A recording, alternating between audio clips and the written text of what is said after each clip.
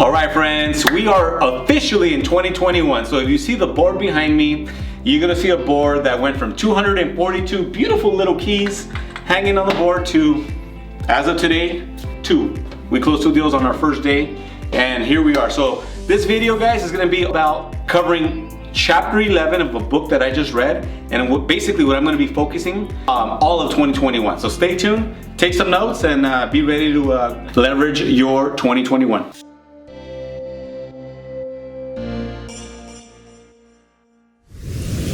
So friends, today's topic is very simple. Having a systemized business in 2021 will increase the overall value of your business. I'm gonna kind of share 3 or 4 bullet points for you guys to focus on, zero in. It's the same 3 or 4 points that I'm gonna be zero in on for 2021.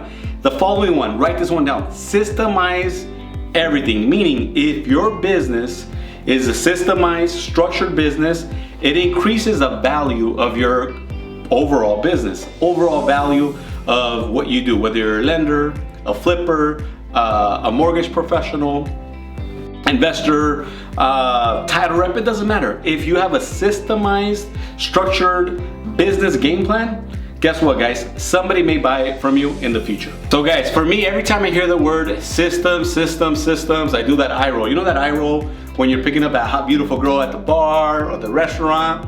That's what I used to do.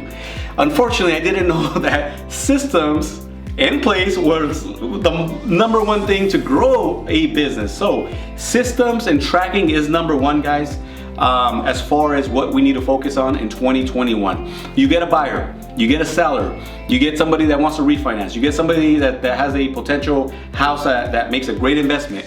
So we have to have a system in place, how the lead comes in, where it enters, obviously C.R.M, but what is that process? The follow-up system for it, the marketing campaign system for it, right? But more importantly, how many times is that hot lead gonna be touched, nurtured, and basically watched all the way to it becomes a converted lead or an escrow in our case as a realtor. So guys, systemize and track everything. When you're able to track and know what's working, what's not working, or how many sellers you need to talk to, or how many seller appointments you need to go to, you know, shit, I'm wasting my time talking to this buyer, these buyers, or these type of leads. You're able to zero in and focus on the goal to become a listing specialist, and no, I have to do listing activities, marketing activities, so I could grow that side of the business. So guys, so the goal here is very simple. It's time and efficiency. It's creating more time for you to do the things that create money making activities, that create leads, that create leverage for your business. So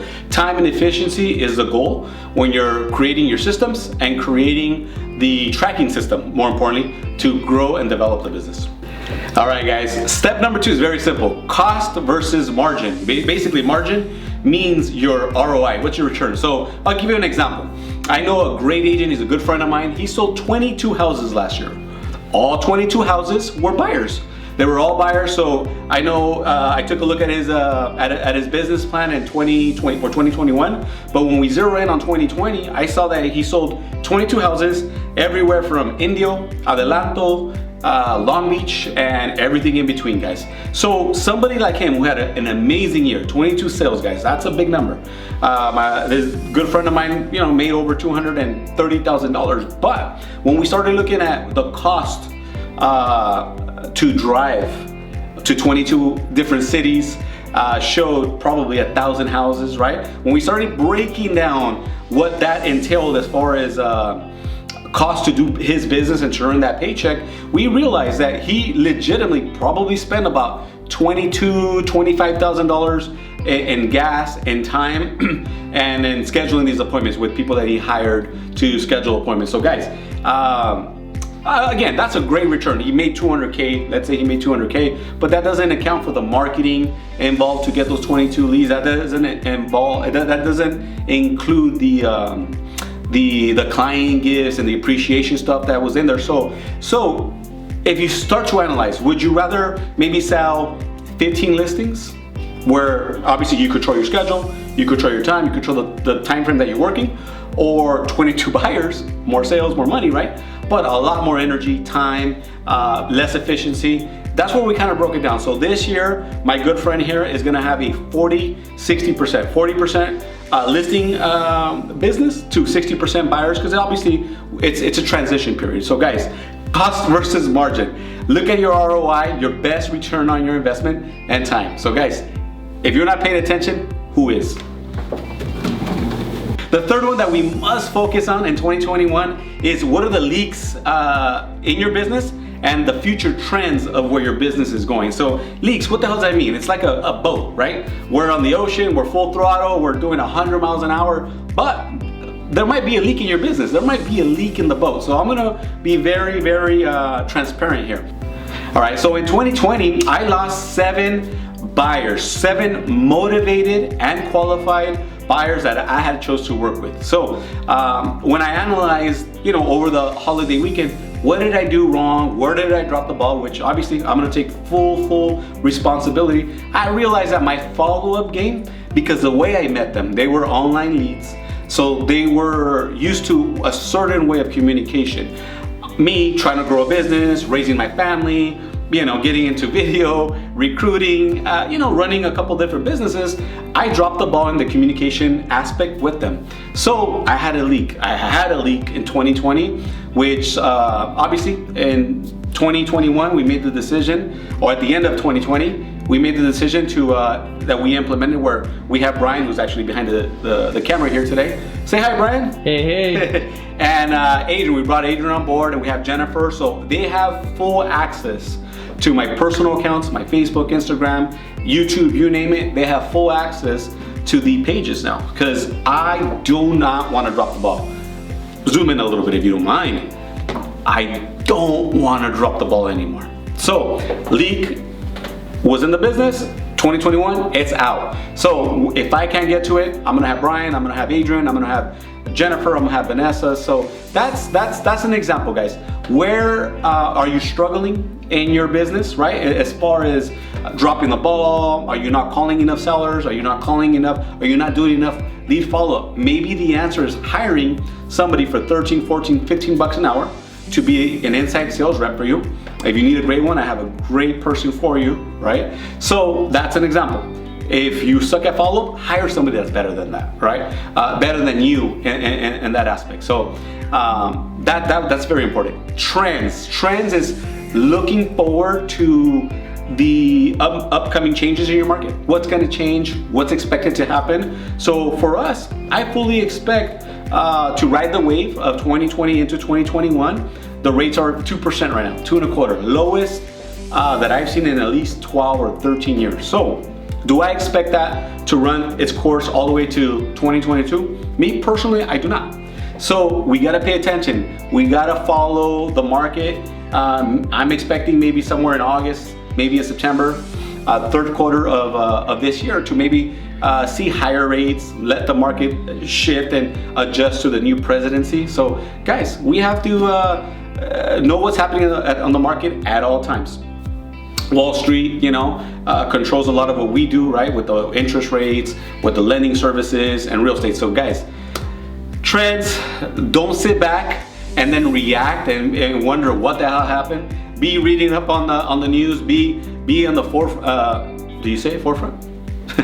Be in the forefront and be excited to be the go-to person, the knowledgeable person for your team, for your people, for your staff, but more importantly for your clients. So leaks and trends for 2021, the good and the bad, be ready for it, be prepared for it, and make adjustments.